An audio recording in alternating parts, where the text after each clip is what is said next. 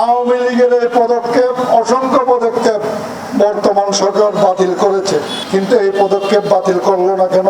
কারণ যে যায় লঙ্কা সে হয় রাবণ। ক্ষমতার স্বাদ আর অর্থের স্বাদ যখন মিশে যায় তখন স্বৈরাচার হয়ে যায় আমের আচার। বাংলাদেশের মধ্যে প্রবেশ করিয়ে দেওয়া হয়েছে। সুন্দর সুন্দর কথা বলে এখানে অন্তর্বর্তীকালীন সরকার গঠিত হয়েছে, এটা তো রাজনৈতিক সরকার না, একটা বিপ্লবের মাধ্যমে এসেছে, আমরা সাধুবাদ জানাই। তার মানে এই নয় যে আপনি প্রত্যেকটা প্রস্তাব নিজে গ্রহণ করে নিজেই আপনি সূচনা তৈরি করে নিজেই ডিক্লার দিবেন, এরকম তো হতে পারে না। এখানে অনেক রাজনৈতিক দল আছে, প্রত্যেকটা রাজনৈতিক নেতৃবৃন্দের সাথে আপনাকে বৈঠক করতে হবে, তাদের পরামর্শ চাইতে হবে, জনমত চাইতে হবে, জনগণের মতামত আপনাকে গ্রহণ করতে হবে। এটা গ্রহণ না করে যদি আপনি মন গড়া যদি সিদ্ধান্ত দেন, তাহলে তো এটা দেশের মানুষ মানবে না। এটার বিরুদ্ধে বাংলাদেশ ইসলামী ফ্রন্টের স্পষ্ট অবস্থান আছে, থাকবে ইনশাআল্লাহ। আমরা দীর্ঘদিন ধরে একটা জিনিস তাদের আবার নীতি কিসের? কোন নীতি? আমার বিটার উপর দিয়া আপনি আরেকজনকে রাস্তা দিবেন, আমার সাথে কথা বলবেন না, এই নীতি কোত্থেকে পেয়েছেন আপনি? আপনার নীতি আপনার জন্য রেখে দেন। কোন অবস্থায় 100% রোহিঙ্গাদেরকে পুনর্বাসন করা হবে, তাদের পিঠা বাড়ির বন্দোবস্ত নিশ্চিত করা হবে, তাদের বাড়িঘর নিশ্চিত করা হবে, স্বাস্থ্য, শিক্ষা, চিকিৎসা নিশ্চিত করা হবে। তারপর বিবেচনা করবে সকল রাজনৈতিক দলের মতামত নিয়ে রোহিঙ্গাদেরকে করিডোর দেওয়া যায় কিনা।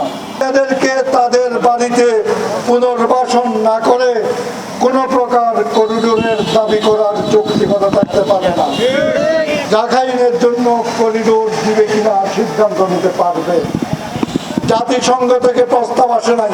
কোন একজন মোড়ল দেশ বলেছে, আমাদের তথাকথিত উপদেষ্টা বলেছে তারা নাকি নীতিগত সিদ্ধান্ত গ্রহণ করেছে। চট্টগ্রাম বন্দরের নিউ মুড়ি একটি বিদেশি কোম্পানির হাতে তুলে দেওয়া হয়েছে। অনেক দিন যাবৎ শুনে আসছিলাম, বেশ 10-15 দিন ধরে বর্তমান সরকার করছে। কথাটা তথ্যটা সঠিক নয়। গত 2-1 দিন যাবৎ গুগল চার্জ দিয়ে দেশের কয়েকটি মিডিয়ায় মেসেজটা আসছে এটা 23 সালে আওয়ামী লীগ সরকার পদক্ষেপ গ্রহণ করেছিল। আওয়ামী লীগের এই পদক্ষেপ, অসংখ্য পদক্ষেপ বর্তমান সরকার বাতিল করেছে, কিন্তু এই পদক্ষেপ বাতিল করলো না কেন? এটা আওয়ামী লীগের করা, স্বৈরাচারের করা সকল পদক্ষেপ বাতিল করছে, এই পদক্ষেপ কেন পুনর্বহাল করা হচ্ছে? কারণ যে যায় লঙ্কা সে হয় রাবণ। ক্ষমতার স্বাদ আর অর্থের স্বাদ যখন মিশে যায় তখন স্বৈরাচার হয়ে যায় আমের আচার, তখন আর স্বৈরাচার থাকে না। আওয়ামী লীগ স্বৈরাচারের 23 সালের প্রস্তাবিত এই চট্টগ্রাম বন্দরকে কেন আরেকটি কোম্পানির হাতে তুলে দেওয়া হচ্ছে? মাননীয় দেশবাসী, আমরা বলতে চাই স্বৈরাচারের এই পদক্ষেপ বর্তমান স্বৈরাচার বিরোধীরা কেন বাস্তবায়ন করছে, জাতি সেই বিষয়টির ব্যাখ্যা চায়। তাদেরকে স্পষ্ট করে বলতে হবে কেন দিচ্ছে। যদি এটা সাম্রাজ্যবাদী গোষ্ঠীর স্বার্থ বাস্তবায়নের জন্য হয়, চট্টগ্রামের মানুষ বুকের তাজা রক্ত দিয়ে প্রতিহত করবে।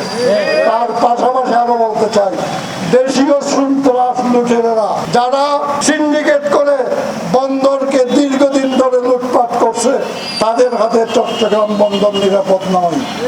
বিদেশিদের প্রতিবাদ করে আমরা দেশীয় লুটেরাদের হাতেও বন্দর তুলে দিতে চাই না। আমরা বলতে চাই, কোন লুটেরা, কোন সিন্ডিকেট গোষ্ঠী, কোন দুষ্ট চক্র, কোন দুষ্ট গোষ্ঠী বন্দরের উপর কর্তৃত্ব যাতে প্রতিষ্ঠা করতে না পারে, সরকারকে সেই পদক্ষেপ নিতে হবে। বাংলাদেশের মধ্যে